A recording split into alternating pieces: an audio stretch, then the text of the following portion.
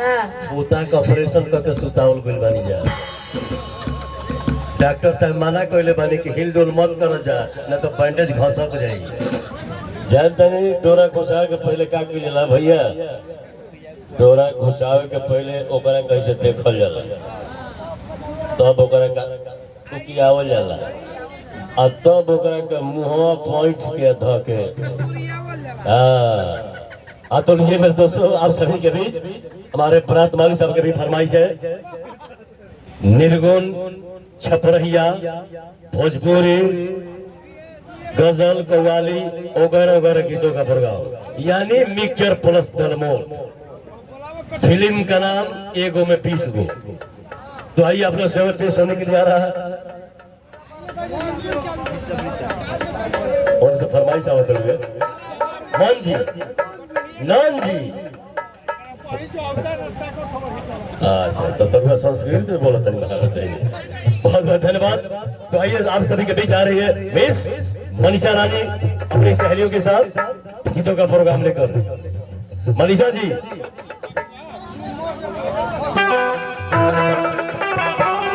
Hello. मेरी दुश्मन है ये, मेरी उलझन है ये, बड़ा तड़पाती है, दिल तरसाती है ये।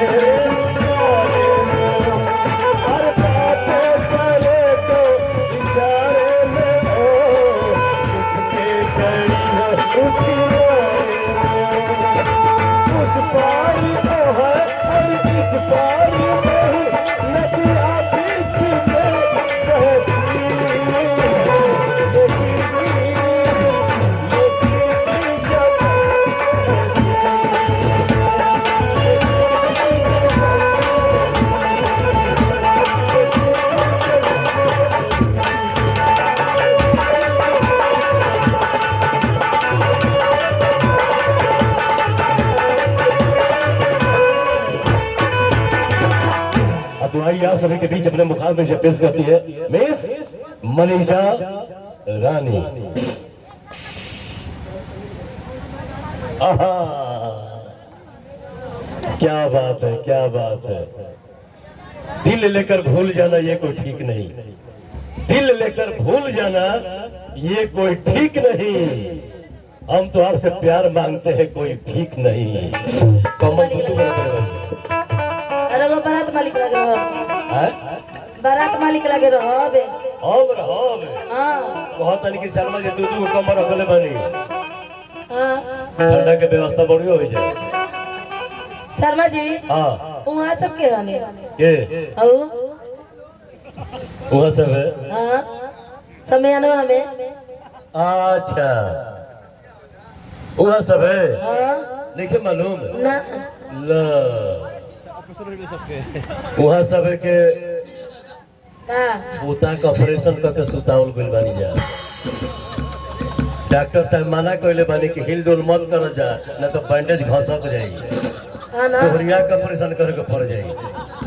कब उठब जगह से हैं कब ऑपरेशन टकवा कटी सांझे के ऑपरेशन कइल पड़िवे। ना हाँ अभी टटके बढ़िए, हिल डुल मत कर देना तो घस। हाँ 8 दिन के बाद तो कटेला, अभी टटके बढ़िए। दिन आते भर में 8 दिन हो गए। जाइए तो तुरंत वैसे भी तो काट दे जा। हाँ तो टाका ना काटो तो दांत काटो बोलू। हाँ तो लीजिए मनीषा जी। हेलो अरे बिरहा के अगिया अरे लागेला यही जान रे। अरे बिरहा के अगिया लागेला यही जान रे। कवन साखी मारी हले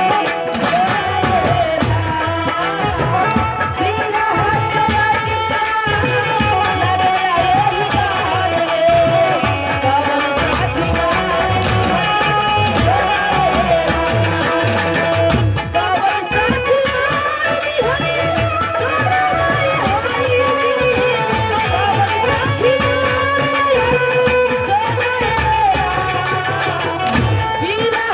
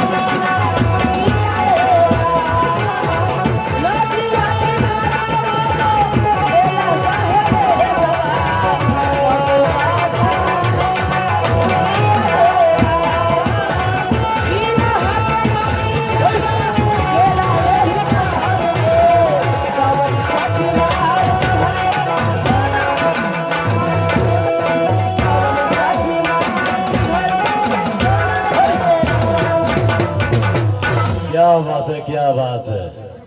ऐठ के मत चलन तो टूट जाई, ऐठ के मत चलन तो टूट जाई, नमा के जोर से जोर में जोर छूट जाई। आ पाप के गैला कतन छुपैबू बाकी एक न एक दिन टूट जाई। बहुत बहुत धन्यवाद।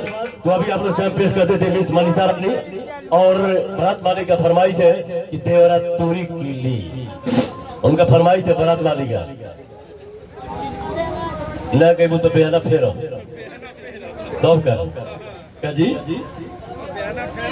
बारात वाले साहब की फरमाइश बढ़ रही है, देवरा हुरी की लिए न तूरी की लिए, तूरी हम नहीं कि हुरी की लिए है। अब ये मनीषा रानी है बदलन करा हो। हमारा वीडियो अच्छा लागत हो तो लाइक सब्सक्राइब जरूर कर दीजिए, और डिस्क्रिप्शन में फेसबुक पेज इंस्टाग्राम के लिंक बा, फॉलो जरूर कर दीजिए, और अपना दोस्तों के पास शेयर कर दीजिए ताकि वीडियो पहले पहुंचे।